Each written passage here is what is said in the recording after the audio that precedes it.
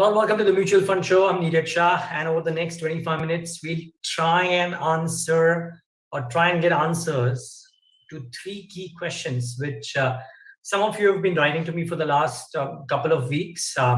Apologies for not being able to take those questions in the earlier shows, but this week we've tried to only focus on three specific, very disparate questions to which we'll try and get answers from both our experts today, Salonee Sanghvi, founder of My Wealth Guide, and Kirtan Shah, co-founder and CEO of SRE Wealth. Both of you, thank you so much for joining, and I hope all is safe with both of you. Thank you for having us. So, sorry to make both of you speak together, but okay, let's start with the first question. And I think I've got this question from so many people right now over the last 2 or 3 weeks that if they want to stay invested in equities, but want some bit of defensive element to their portfolio, what is it that they can do? Of course, via the mutual fund route. Salonee, can I start with you? What should an average investor do if she or he wants to stay invested in equities through the mutual fund route, but wants to be a bit defensive? Sure. So, Neeraj, actually, if we were to, look at defensives, essentially, which is one category of stock. These are basically businesses that deal with necessities and essentials like healthcare, consumer staples, utilities, etc.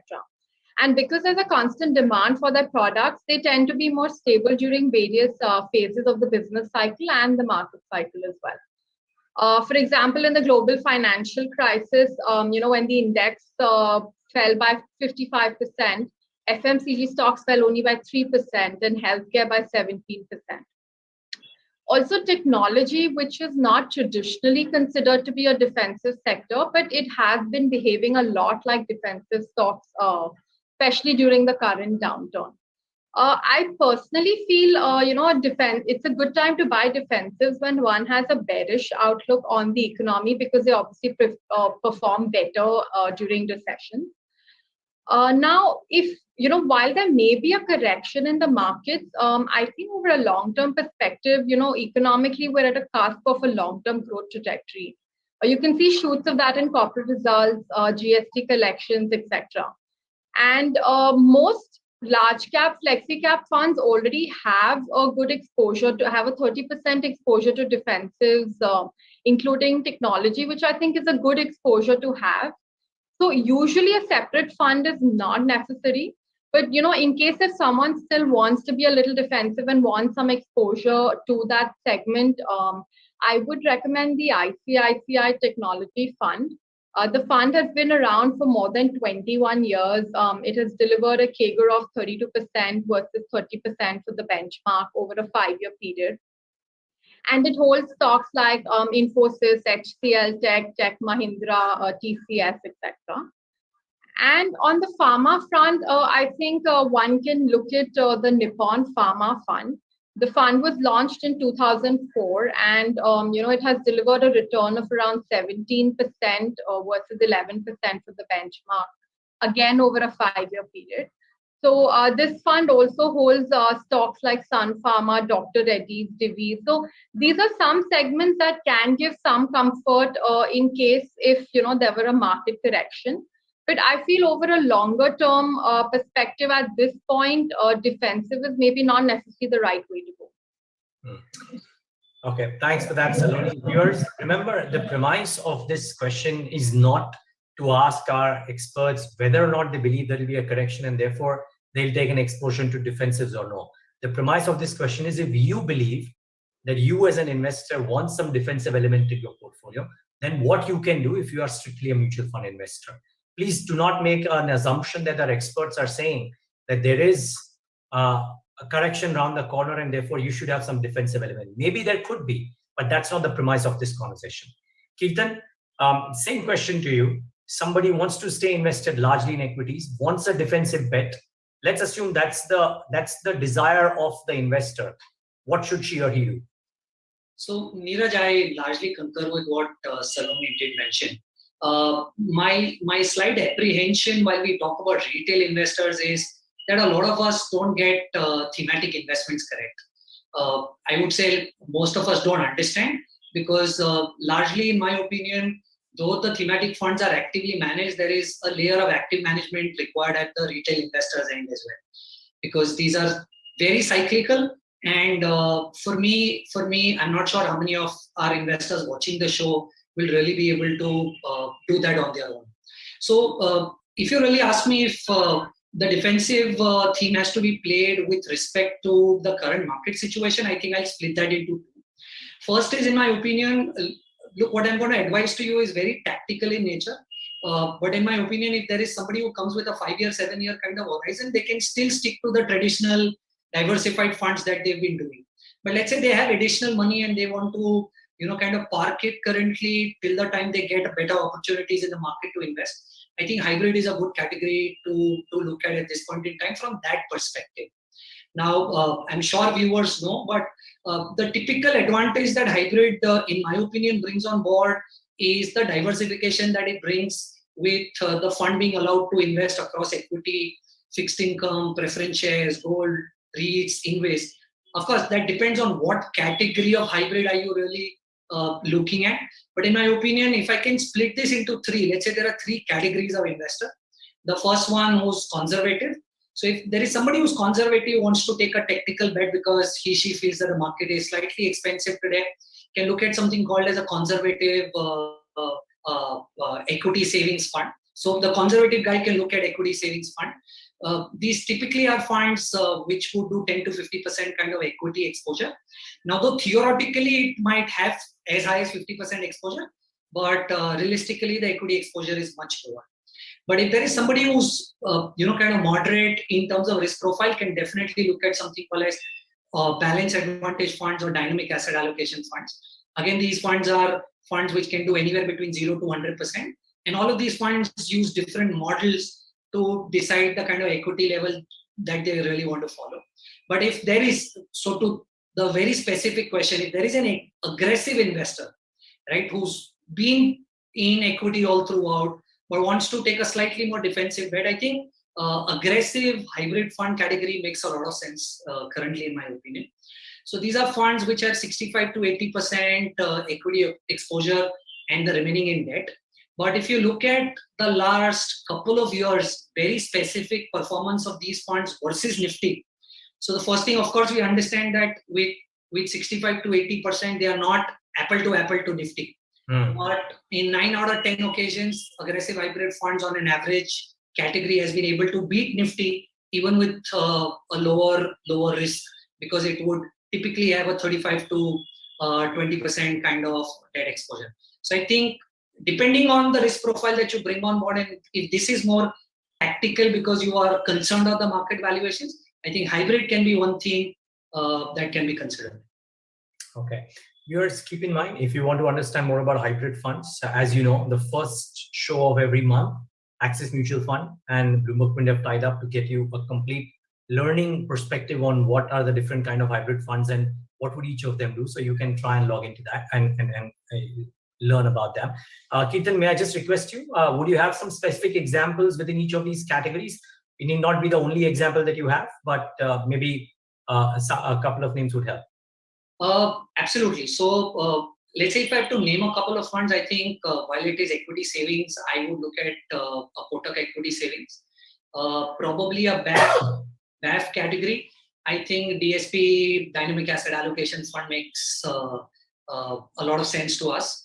And when we look at the aggressive category, we are more inclined towards mid asset hybrid equity.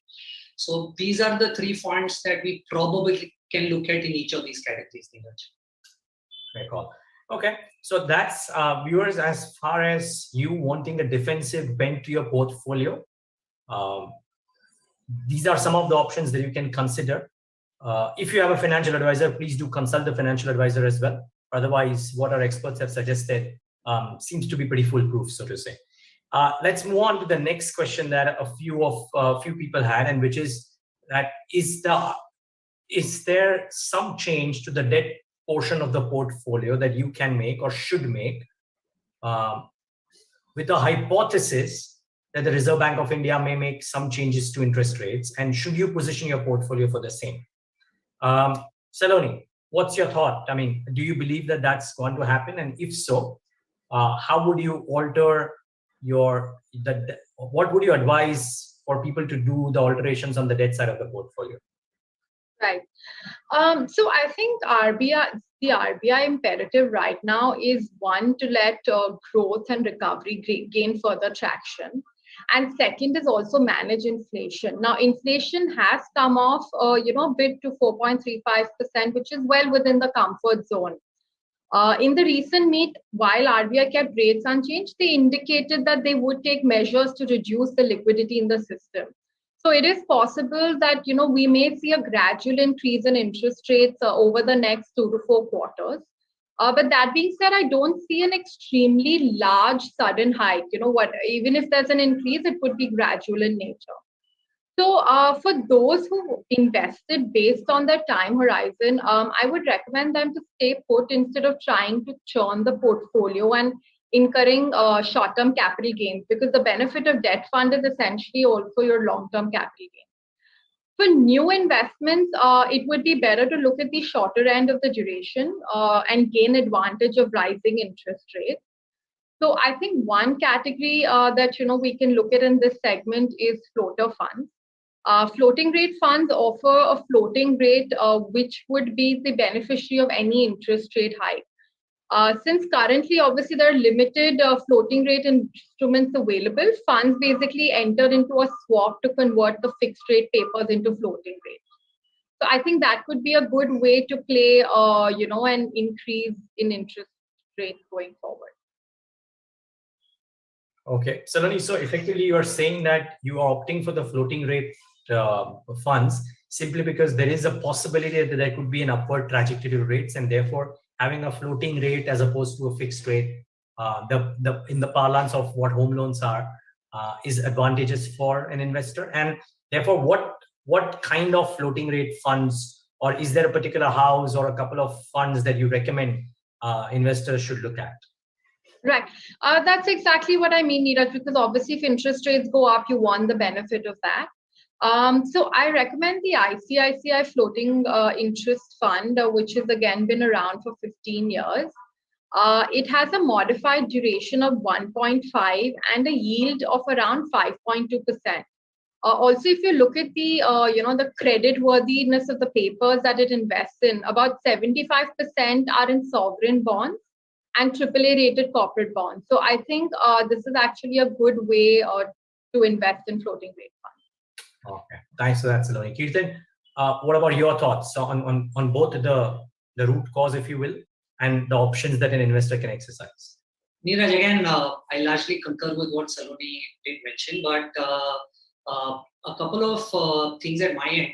So if we deep dive slightly more in the RBI policy, I think there were two very specific mentions that RBI came up with. First was doing away of the GSAP and introducing a 14-day variable reverse repo. Now, what both of these things do, right, and without going into too much of technicality, is going to suck out liquidity from the system. So currently there is 9-10 lakh crore worth of liquidity floating around, which probably should come down to 2-3 lakh crore is what I understand reading the document that was published. Now this essentially what this does is that reverse repo rates might not go up immediately, but you would start seeing the 10-year yield and yields at the lower end of the curve start moving up.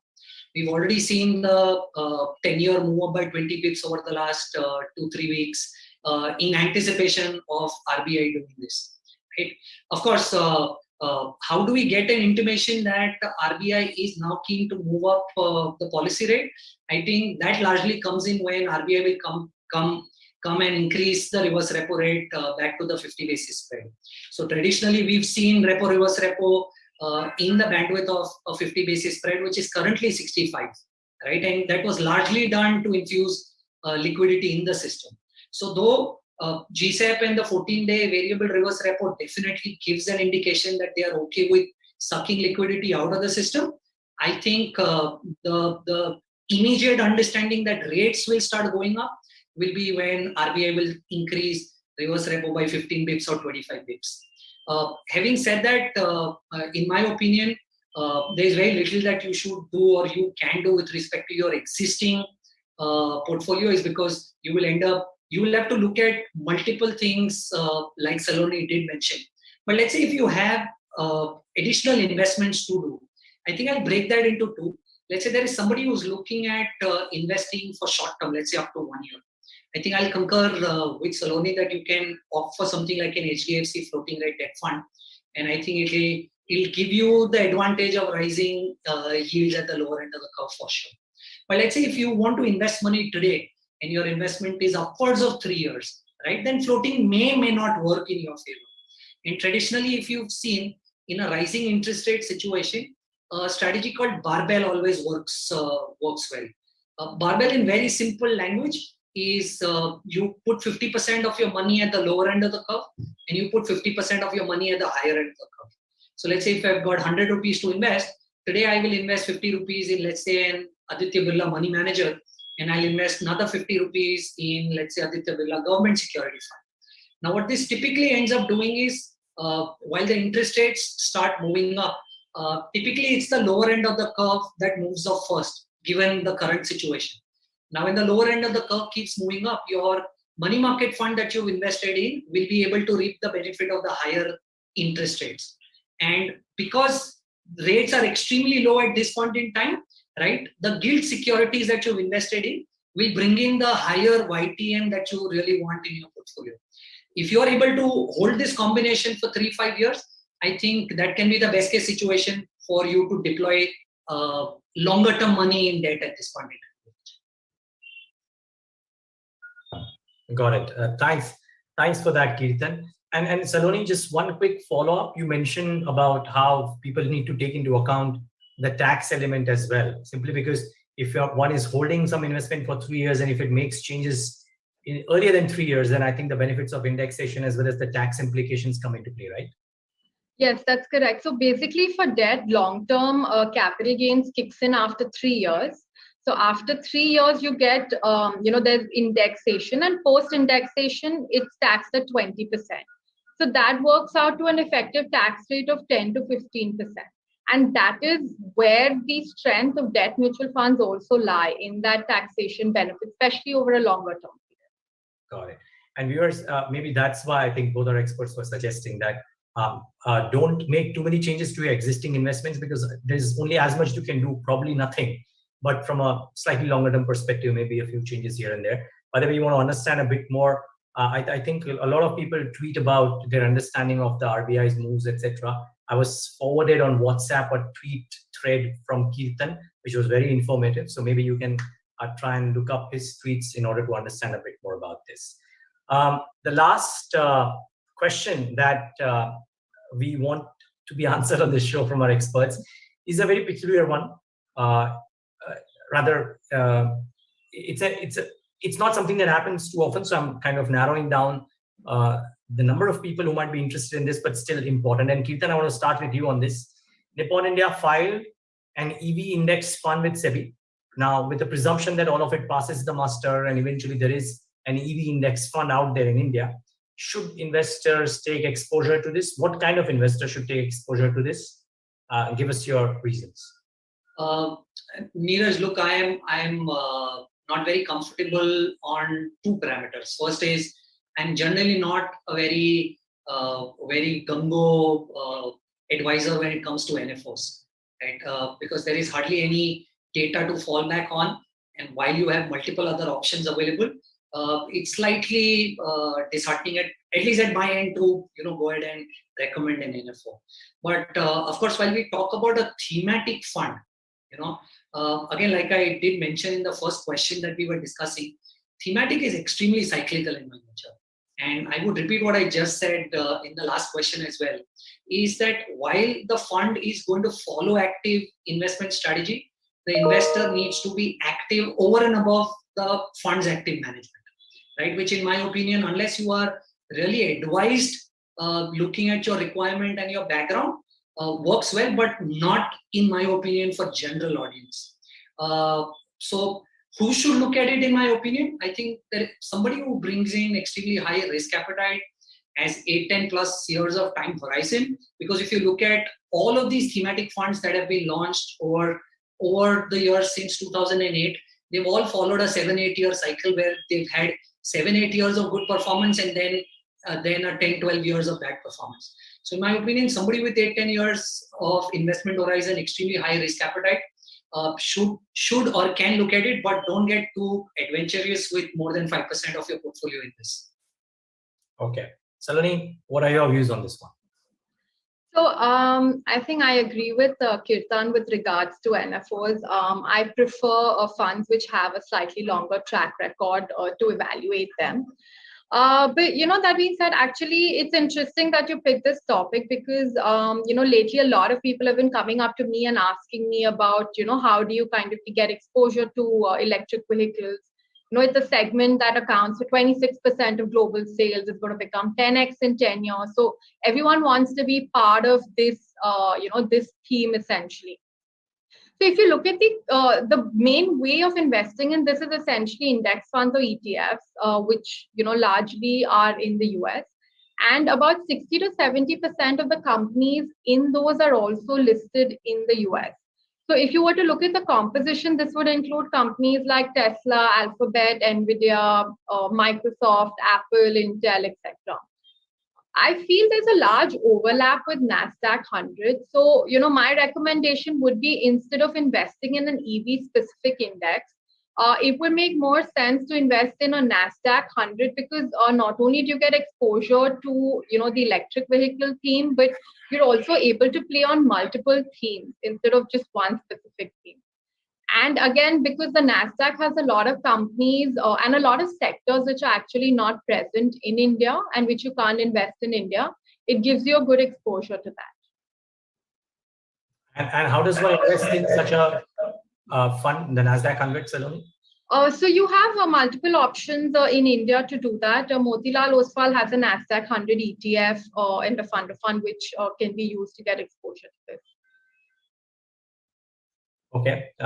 Viewers, keep in mind, money making can be boring, and which is fine because the end goal matters and maybe not the attractiveness of the process.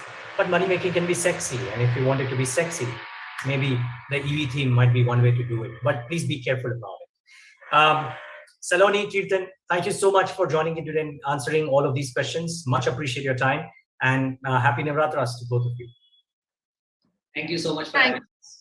Thank you so much, Neeraj, for having us. It was great to be on the show. The pleasure was ours. And viewers, thanks for tuning into this leg of the Mutual Fund Show.